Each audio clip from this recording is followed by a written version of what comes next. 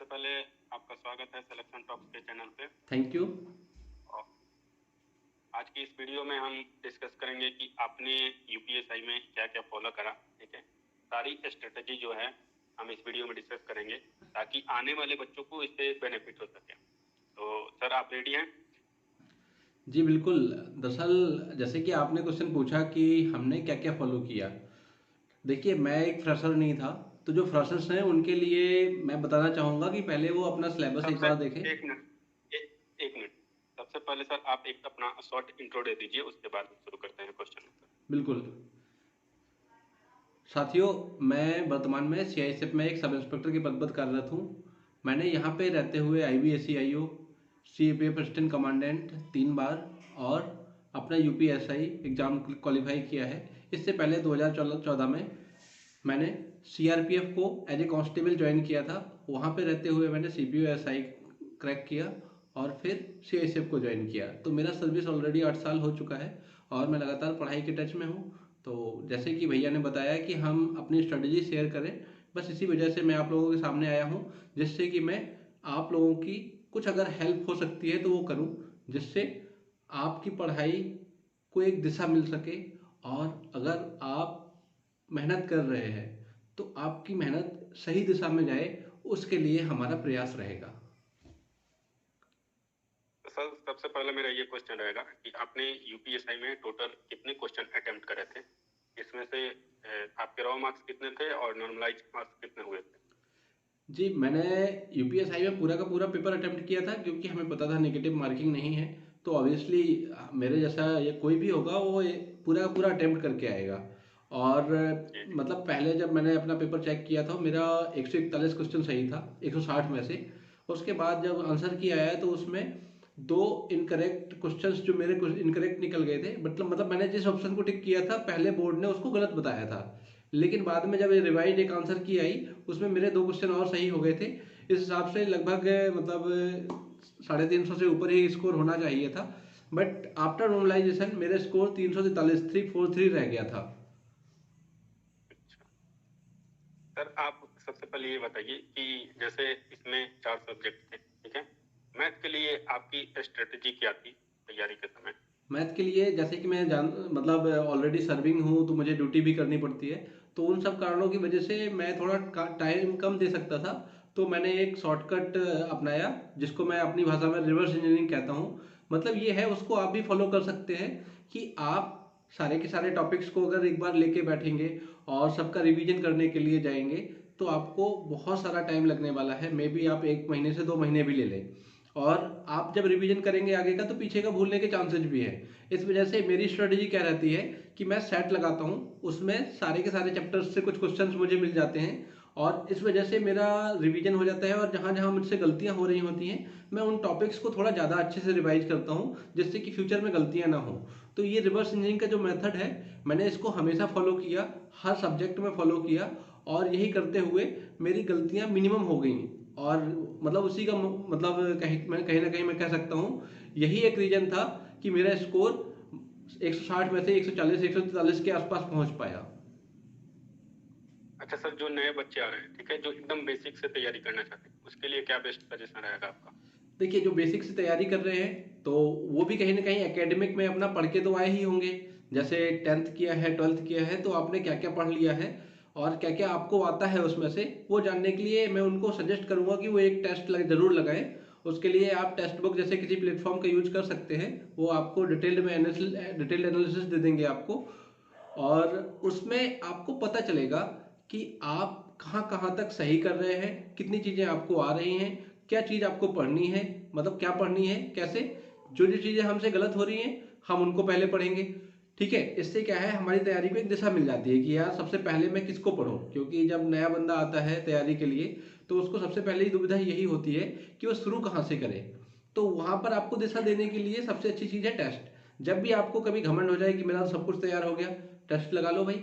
अपने आप पता चल जाएगा कितने पानी में हो। अगर अच्छे नंबर आते हैं, जो जो गलतियां हो रही हैं उनको सुधार करो। अगर आप 100% करने लगे हैं, तो फिर आपसे आपके बराबर कोई है ही नहीं। तो इस तरीके से हमेशा तैयारी करें, चाहे फ्रेशर हो, चाहे पुराने हो, जो लोग ऑलरेडी तैयारी करते हो बहुत टाइम हो गया है और कहीं सिलेक्शन नहीं हो रहा है, तो उनको मैं कहूँगा कि अपना स्ट्रेटजी रिव्यू करें, किस चीज़ में कितना टाइम देना है, इसको आप अपने सेल्फ एग्जामिनेशन के द्वारा ही एवेल्युएट करें और आगे बढ़ें। अगर आप इस तरीके से चलेंगे तो मैं आपको भरोसा दिला सकता हूँ कि आपका सिलेक्शन निश्चित ही हो जाएगा। और सर मेरा एक और क्वेश्चन रहेगा, जैसे जितने भी बच्चे हैं ना, सबसे ज़्यादा जो डर रहता है वो जीएस का रहता है। यूपीएसआई के लिए स्पेशली आप किस किस सेक्शन पे ज़्यादा फोकस करना चाहिए, और कैसे हम ऐसा करें ना कि मतलब एक मैक्सिमम मार्क्स तक पहुंच जाए जीएस में? जीएस में जैसे कि आप देखेंगे सर्टेन सेक्शंस हैं जो हमेशा ट्रेंड में रहते हैं। जैसे कि आपने देखा होगा लॉ, लोग वह क्या करते हैं कि सारी की सारी मतलब ट्रेडिशनल बुक्स उठाएंगे और उनमें से पढ़ते जाएंगे। जबकि मैंने क्या किया था, मेरे लिए एक अलग से सिस्टम बनाया मैंने कि जो भी लगातार कोई लॉ है या कुछ भी है चर्चा में आ रहा है कभी ना कभी, जैसे एनसीपीसीआर वगैरह के क्वेश्चंस मेरे सामने हिट हुए, वो सारे मेरे नोट्स के मात्र 15 पेज के नोट्स में से लगभग 7-8 क्वेश्चंस निकल के आ गए थे। वो नोट्स मैं कैसे बना रहा था, लगातार जो ट्रेंड में रहते हैं, कभी कोई इंसिडेंट हुआ चाइल्ड राइट्स को लेकर या फिर कहीं ह्यूमन राइट्स को लेकर, तो लगभग उन्हीं सब से चीज़ें निकल के आ रही हैं। जैसे इलेक्शन उस टाइम पे चर्चा में थे तो इलेक्शन कमीशन के रिगार्डिंग क्वेश्चन पूछ लिया गया। तो लगभग चीज़ें क्या है करंट से इन्फ्लुएंस्ड होती हैं। सभी का नहीं कह रहा हूँ मैं, लगभग चीज़ों के बारे में कह रहा हूँ।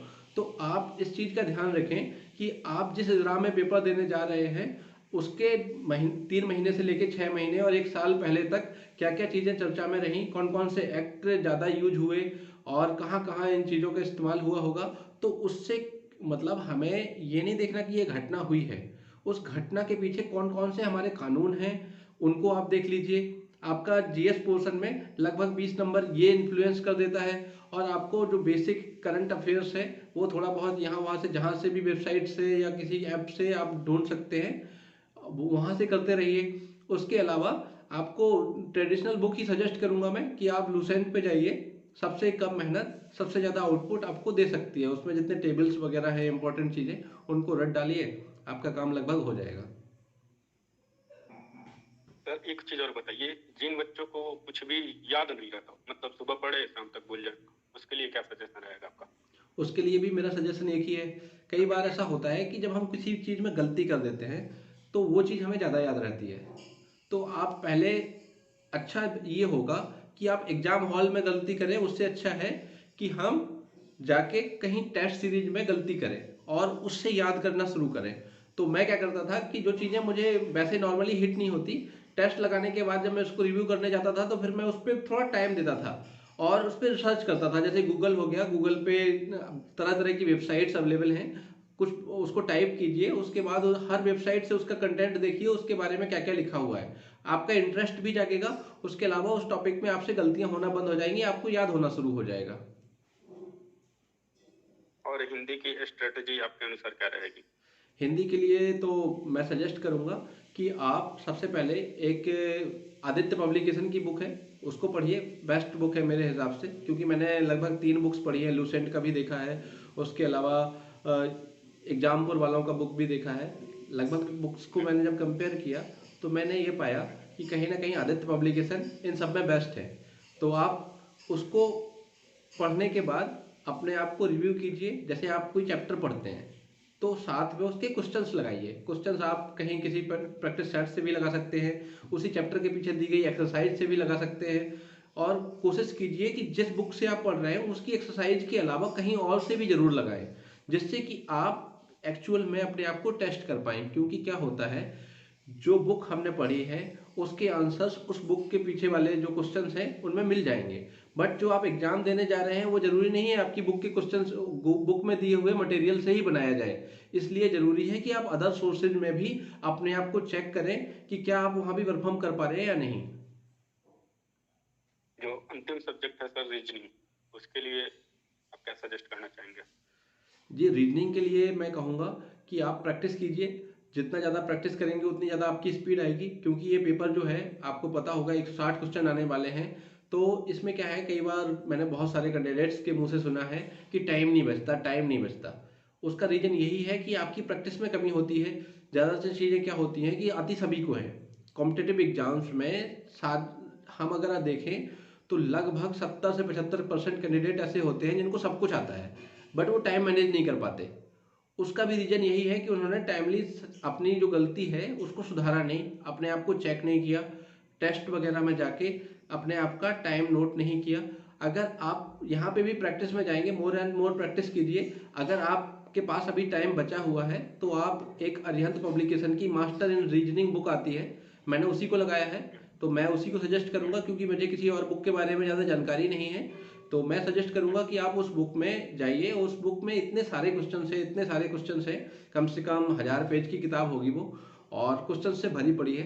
तो आप लगाइए और आपको एक बार लगाने के बाद ये एहसास होगा कि आपको रीजनिंग में कोई पीछे नहीं छोड़ सकता। तो मैं यही सजेस्ट करूंगा।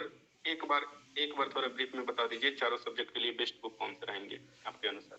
मेरे अनुसार रीजनिंग के लिए आप सेलेक्ट कर सकते हैं अरिहंत पब्लिकेशन का मास्टर इन रीजनिंग। ये बुक काफ़ी मोटी है, लगभग 1000 पेजेज में होगी। और आप अगर हिंदी के लिए देखें तो हिंदी में आदित्य पब्लिकेशन सामान्य हिंदी बेस्ट रहेगा।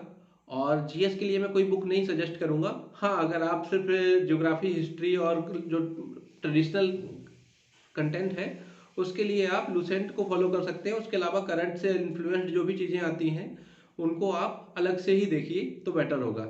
उसके अलावा मैथ्स के लिए आपके लिए आर.एस. अग्रवाल भी बहुत है, एस.डी. यादव भी काफ़ी है। आप जिस किसी भी बुक को फॉलो कर रहे हैं, या फिर राकेश यादव पब्लिकेशन, मेरे हिसाब से राकेश यादव का जो कंटेंट है वो आपके लिए ज़रूरत से ज़्यादा है। तो उससे मैं तो कहूँगा कि उससे नीचे वाले जो कंटेंट अवेलेबल है जैसे कि आर.एस. अग्रवाल वगैरह, उससे आपका काम हो जाएगा, तो उसमें जाएं। ओके सर, और एक चीज बताइए आप, जैसे तैयारी करते समय हमेशा होता है क्या है ना कि डीमोटिवेट बहुत जल्दी हो जाते हैं। जैसे किसी का मार्क्स ज्यादा आ गया टेस्ट में, तो हम लोग उसे देखकर ना बहुत जल्दी डीमोटिवेट हो जाते हैं। उसके लिए बेस्ट मोटिवेशन क्या रहेगा सर आपके? बेस्ट मोटिवेशन सर यही रहेगा, अगर आप किसी को देख के मोटिवेट होते हैं, डीमोटिवेट होते हैं, अगर आप किसी को देख के डीमोटिवेट होते हैं तो फिर आपको अपना थॉट प्रोसेस चेंज करना है कि यार अगली बार मुझे आगे निकलना है। उसके लिए क्या करना है? मेहनत करनी है। सिर्फ टेस्ट में ही तो पीछे हुए हैं, एग्जाम में पीछे नहीं रहने वाले। दूसरी चीज, अगर हम कहीं भी टेस्ट दे रहे हैं तो इतना याद रखिए कि अगर एक बंदा हमसे आगे है तो हम दुनिया से पीछे नहीं हैं। आप इतना याद रखिए कि जो आने वाली सीटें हैं वो 100 होंगी, 200 होंगी, 400 होंगी। तो आपको जगह फर्स्ट प्लेस पे नहीं बनानी है, आपको टॉप 200 में बनानी है, टॉप 100 में बनानी है, टॉप 700 जो भी वैकेंसी आती है उतने में बनानी है जगह। तो याद रखिए इन सब चीज़ों से डिमोटिवेट ना हो, जहाँ तक हो सके कोशिश करें कि इन सब चीज़ों से डिमोटिवेट ना होके अपने आप को अपने एम पे फोकस करें, जिससे कि आप अपने एम को समझ सके, अपने एम तक पहुंच सके। क्योंकि आपको इस बात का हमेशा पता होना चाहिए कि सीट एक नहीं आती। जब एक नहीं आती तो एक बंदे के आगे निकलने से हमें क्या दिक्कत होने वाली है? We should not be demotivated. एक चीज और बताइए सर, जैसे आपने जब तैयारी शुरू करी थी यूपीएसआई की या किसी भी और एग्जाम की, आपके साथ पहला प्रॉब्लम क्या आया था? मतलब क्या क्या प्रॉब्लम आपने फेस करी तैयारी के समय? सर मेरी प्रॉब्लम्स थोड़ी अलग थी। जैसे कि मैं सर्विस कर रहा हूँ, तो जब मैं कांस्टेबल था तो वहाँ पर लोग क्या करते थे, 9 बजे से ही बोलते थे लाइट बंद कर दो। तो मैंने उसके लिए सॉल्यूशन निकाला कि मोबाइल में डिस्प्ले के लिए वो वाइट कर देता है उसको, उसके बाद मैं आराम से पढ़ पाता था, सिर्फ कंटेंट के ऊपर अपना फ़ोन को खिसकाता हुआ जाता था। तो टैक्टिकल फ्लैश लाइट करके ऐप है, मैंने अपना सॉल्यूशन निकाला। वैसे ही हर इंसान की समस्याएं अलग अलग होती हैं और हर इंसान का सॉल्यूशन भी अलग होगा, इसलिए मैं कोई ट्रेडिशनल सॉल्यूशन नहीं बता सकता। और हाँ, एक चीज़ ज़रूर होती है जो सबके साथ होती है, टाइम। आप कहेंगे मेरे पास टाइम नहीं है, टाइम है लेकिन कम है। कई बार लोग कहते हैं मुझे इकट्ठा टाइम नहीं मिलता। तो आप इकट्ठा टाइम लेने की अगर आदत रखते हैं कि मुझे एक साथ बहुत सारा टाइम मिले, 5-7 घंटे 8 घंटे, तभी मैं पढ़ाई करूँगा, उन लोगों को मैं सजेस्ट करूँगा कि इस तरह की विचारधारा से बाहर निकले। जहाँ तक हो सके आपको 5 मिनट, 10 मिनट, 15 मिनट, जितना भी टाइम मिलता है उसको यूटिलाइज करें अपने हिसाब से। जैसे कि आपको अगर कुछ ज़्यादा टाइम मिल रहा है वहाँ पे मैथ वगैरह करें, कुछ छोटा मोटा टाइम मिल रहा है 5-10-15 मिनट, तो कोई वीडियो ऑडियो जैसे भी आप अपना टाइम बिता सकते हैं, जैसे भी उसको अच्छी जगह पे यूटिलाइज कर सकते हैं उसको यूटिलाइज कीजिए। क्योंकि ओवरऑल मिलके आप अपनी तैयारी को ब्रॉड एंगल दे रहे हैं। मतलब ये है कहने का, अगर आपको बंडल्स में टाइम नहीं मिलता है तो आप पैकेट्स में मिलने वाले टाइम्स को यूटिलाइज कीजिए। Thank you. और चीज़ एक सर बताइए, जैसे बहुत लोग कहते हैं ना कि अगर आपको सिलेक्शन चाहिए तो आपको 8 घंटे, 10 घंटे, 12 घंटे पढ़ने पड़ेंगे। क्या सच में 12 घंटे पढ़ने पड़ते हैं सिलेक्शन के लिए? ये चीज मायने रखती है, वास्तव में ऐसा है, लेकिन तब ऐसा नहीं है जब आप स्ट्रेटजी के साथ आगे बढ़ रहे हैं। अगर आपको पता है कि मैं कहाँ गलती कर रहा हूँ, मैं अपना टाइम सिर्फ वहाँ लगाऊंगा, तो मेरा टाइम वेस्ट नहीं होगा। इससे क्या है, आपको जो लोग कह रहे हैं 12 घंटे पढ़ना पड़ेगा तभी सिलेक्शन होगा, उन लोगों को आप गलत साबित कर पाएंगे। अदरवाइज आपको भी 12 घंटे ही पढ़ना पड़ेगा। Be practical. आप उन चीज़ों पे ज़्यादा टाइम दीजिए जहाँ पे आप गलतियाँ कर रहे हैं, जो चीज़ आपको आती नहीं है, जो आपकी कमजोरी है, उनको सुधारिए, उनको अपनी ताकत बनाइए। उसके बाद आपका सिलेक्शन 8 घंटे से कम में भी हो सकता है। मेरा लास्ट क्वेश्चन यही रहेगा सर कि जो नए बच्चे तैयारी कर रहे हैं, जो यूपीएससी में आना चाहते हैं, उनके लिए आपका सजेशन क्या रहेगा? और इसी नोट के साथ हम लोग ये वीडियो भी खत्म करेंगे सर। जो लोग भी, मेरे भाई, जो आप तैयारी कर रहे हैं, आप इस वीडियो को देखने के बाद एक बार ज़रूर दोबारा देखिए, जिससे कि आपको ये पता चले कि हमने कोई चीज़ मिस तो नहीं कर दी। मेरे जो भाई तैयारी कर रहे हैं उन लोगों के लिए मैं यही सजेस्ट करूंगा कि ये वीडियो देखने के बाद आप जो कुछ भी कर रहे हैं उससे दोबारा वापस आके, जब भी आप डिमोटिवेट होते हैं तब बार बार वापस आके इस वीडियो को जरूर देख के जाएं, जिससे कि आपको बार बार आपकी तैयारी की दशा और दिशा मिल सके, जिससे आप अपनी तैयारी को सुचारू रूप से चला सकें। और हाँ, आप अगर शुरुआत नहीं किए हैं तैयारी की तो शुरुआत कर दीजिए, क्योंकि समय हमेशा चलता रहता है, वह किसी का इंतजार नहीं करता। आपको अगर आगे बढ़ना है, आपका एम अगर क्लियर है, तो इतना जान लीजिए कि जिसने अभी तैयारी शुरू कर दी वो बाकी लोगों से बहुत आगे निकल जाएगा। जब वैकेंसी एक आती है, एक और क्वेश्चन मेरा सर छूट गया था। जैसे क्या मतलब सिलेक्शन के लिए कोचिंग लेना जरूरी है?